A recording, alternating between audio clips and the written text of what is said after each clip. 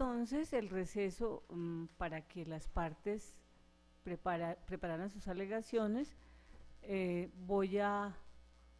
a la sala una vez integrada por el doctor Javier Ortiz del Valle, el doctor Félix Rodríguez Riveros y la suscrita sala de decisión número 3 de este tribunal, a escuchar las alegaciones de las partes, siguiendo para ello el orden establecido en el artículo 182 de la ley 1437, es decir, en primer lugar escucharemos a la parte demandante, enseguida a la parte demandada y a continuación la intervención del Ministerio Público si a bien lo tiene. Advierto que de conformidad con la norma mencionada, el tiempo máximo de intervención será de 20 minutos para cada uno y en cualquier caso les rogaría que tal como se ha fijado el litigio se dirijan ustedes de la manera más concreta posible al asunto que está en discusión. Tiene entonces la palabra el apoderado de la parte demandante. Muchas gracias, honorable magistrada. Pues los alegatos de conclusión que presentamos en este momento a nombre de Ricardo Valero Sánchez tienen que ver con, pues como ya quedó determinado por el tribunal, de que efectivamente cumplía los requisitos para estar en el régimen de transición, porque tenía más de los 15 años de servicios a la entidad y 40 años, eso ya está determinado. Entonces pasamos a decirle al despacho, a manifestarle que está plenamente demostrado que en la resolución 1860 de septiembre del 2006 le reconoció la pensión de jubilación al señor Ricardo Valero, pero le desconoció, no le tuvieron en cuenta todos los factores salariales que establece la ley. Como él estaba inmerso en el régimen de transición, entonces la liquidación de sus mesas pensionales debía de acoger todos los factores salariales que había recibido, que había devengado durante los últimos 10 años y en este caso, que es más benéfico, durante el último año, que es la pretensión. Teniendo en cuenta lo establecido, pues también queda demostrado que se agotó la vía gubernativa, que se le solicitó al SENA, a la entidad demandada, que le reconociera todos los factores salariales que tenían que ver con sus factores salariales, son lo que recibió durante el último año, que tiene que ver con la prima de la prima de Navidad, la prima de servicios de junio, la prima de servicios de diciembre, los salarios recibidos en ese periodo y subsidio de alimentación, el auxilio de transporte, la prima de Navidad, prima de vacaciones, los cuales suman en un promedio del último año 46.966.443 pesos. Ese promedio se le hace la división por los 12 meses y le da una cifra de 3.913.870 pesos, lo multiplicamos por el 75% que estamos de acuerdo en que se debe pagar y le da 2.935.402. Esos 2.935.402, que sería lo total de promedio para que le reconocieran la pensión y que es la pretensión de esta demanda, se le restan 1.770.976, que es lo que establece la resolución, y queda una diferencia de 1.164.426 pesos. Eso lo multiplicamos por 65 días y nos da la cifra de 65 meses y nos da la cifra de 75.687.690. Respecto a las excepciones propuestas, pues pensamos que no están llamadas a prosperar porque nosotros estamos amparados en la ley 33 y la ley 62 del 85, que establece que para las personas que que están en el régimen de transición se les debe de liquidar con todos los promedios devengados durante el último año. Aparte de eso, pues existe bastante jurisprudencia del Consejo de Estado, donde ha ratificado esta decisión de que se deben de liquidar con todos los factores salariales, que son los que acabo de denunciar. Y de igual manera, esta honorable corporación en reiterados fallos ha manifestado el mismo criterio de que se debe liquidar con todos los factores salariales. Además, la ley 1437 del 2011, en su artículo 102, pues prácticamente está dándole una instrucción expresa a las entidades públicas para que la liquidación de las mesadas pensionales en estos eventos del régimen de transición, y que con base en las jurisprudencias que han sido reiterativas se obedezcan y que se liquide con estos parámetros. De igual manera, pensamos que esa excepción del cobro de lo no debido pues no prospera, porque realmente es el eje, el fundamento de esta demanda, es que eso está respaldado por la norma legal y por la Constitución política, en lo que tiene que ver con el derecho a la igualdad y los derechos adquiridos, artículo 13, artículo 48, artículo 53. Igualmente, la jurisprudencia nos los ha ratificado, como lo decía anteriormente, y eso nos da pie para manifestar que no está llamada a prosperar la excepción presentada por el SENA. Y la de prescripción pues se ha venido interrumpiendo con los reiterados derechos de petición y argumentos, recursos que ha presentado mi poder dante para que se le reconozcan todos los factores salariales que se están solicitando en esta demanda. Por lo anterior, le reitero al despacho que consideramos que se le han vulnerado unos derechos a mi poder dante que tienen que ver con su reliquidación de su pensión con todos los factores salariales, y le solicito al despacho que se salga el fallo a favor del señor Ricardo Valero Sánchez. Muchas gracias, doctora. Muchas gracias. Tiene el uso de la palabra la apoderada de la parte demandada. Gracias. Buenas tardes a la sala. Siguiendo con el orden de la audiencia, paso a presentar mis alegatos de conclusión.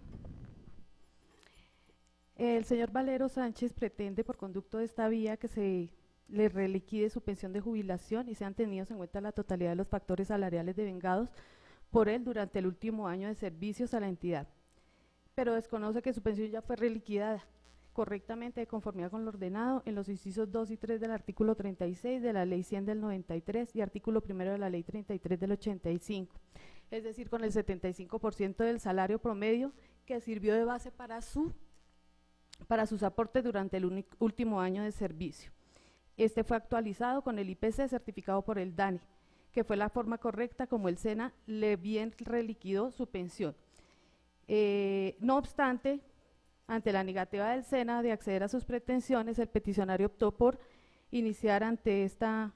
entidad la acción de nulidad y restablecimiento del derecho que nos ocupa, con el fin de obtener nuevamente la reliquidación de la pensión de jubilación, a lo que no tiene derecho por cuanto dicha prestación fue legal y correctamente concedida, y posteriormente en octubre 6 de 2008 reliquidada por la accionante, como se demostró en la contestación de la demanda y en el acervo probatorio. Y por último, y como consecuencia, el actor pretende que el SENA además sea condenado en costas. Así las cosas, a lo que se dedica el demandante a través de esta acción fue a relacionar y a argumentar una serie de actos y de normas que, pues, nada atañen, por cuanto la liquidación que efectuó el SENA se hizo con base en el 75% de lo que el señor, del salario promedio que sirvió como base para los aportes durante el último año de servicios. Por tanto, la entidad aquí demandada, a través de la contestación de la acción, se opuso rotundamente a las peticiones del actor, por cuanto las mismas carecen de todo fundamento fáctico y jurídico que las soporte. Al respecto, pues se encuentra plenamente demostrado al interior del proceso, mediante las piezas documentales, que contrario a lo que dice el accionante, al actor sí le faltaban más de 10 años para adquirir su derecho de pensión. Por lo mismo, al momento de concedérsele y liquidársele tal prestación, fue aplicado correctamente por parte de la entidad la normatividad dispuesta en el artículo 1 de la Ley 33 de 1985, la cual es clara y refiere expresamente a los criterios y factores que deben incluirse para liquidar la pensión ordinaria de jubilación en concordancia con la reiterada jurisprudencia del Consejo de Estado. Así las cosas, las resoluciones atacadas gozan de total legalidad y las mismas se aplicaron para el caso particular del acto los criterios dispuestos y exigidos en el régimen de transición establecido en la Ley 100 en materia pensional. Es de anotar que al señor ya se le reliquidó la pensión de jubilación, siguiendo las directrices establecidas por el artículo 1 de la Ley 33 de 1985, es decir, con el 75% del salario promedio, que sirvió de base para los aportes durante el último año de servicios del trabajador, actualizado con el IPC, certificado por el DANE.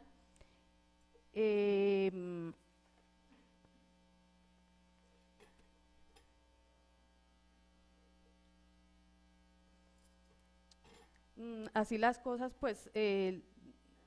no se le puede acceder a lo solicitado por cuanto la pensión se le liquidó con el 75% de todos los factores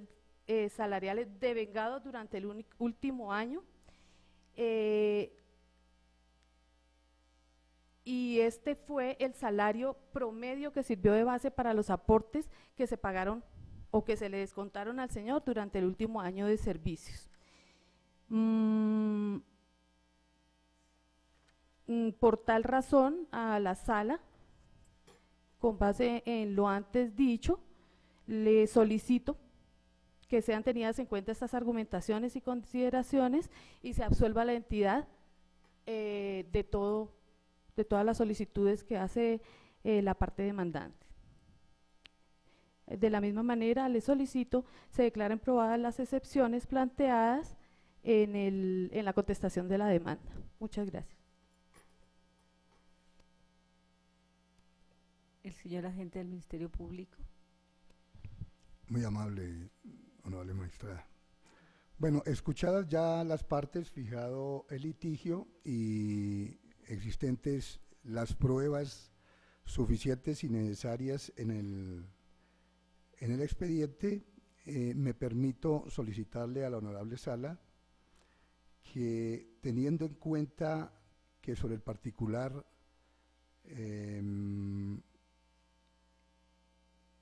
existe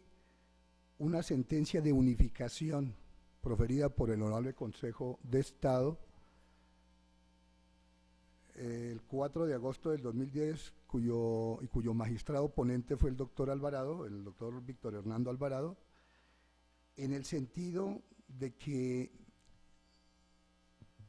las pensiones de jubilación que estén bajo el imperio de la Ley 33 y la Ley 62 del 85 se deben liquidar con el 75% del promedio de lo devengado o de los factores salariales recibidos durante el último año por el trabajador. Este Ministerio Público solicita a la honorable sala que se acceda a las pretensiones de la parte demandante, toda vez que se le debe dar cumplimiento estricto a esta sentencia de unificación que aclara muchas dudas que existían con anterioridad sobre el particular y que deja en evidencia que efectivamente se deben tener en cuenta todos los factores salariales o los pagos recibidos periódicamente y con permanencia se deben tener en cuenta para liquidar la pensión de la parte demandante. Esa es la posición del Ministerio Público. Muchas gracias. Escuchadas entonces las alegaciones, la sala considera pertinente una deliberación de 10 minutos para posteriormente entrar a proferir la sentencia. En esa medida se ordenará un receso por ese tiempo y les voy a rogar a los asistentes que nos permitan el uso de la sala solo para nosotros. Muchas gracias.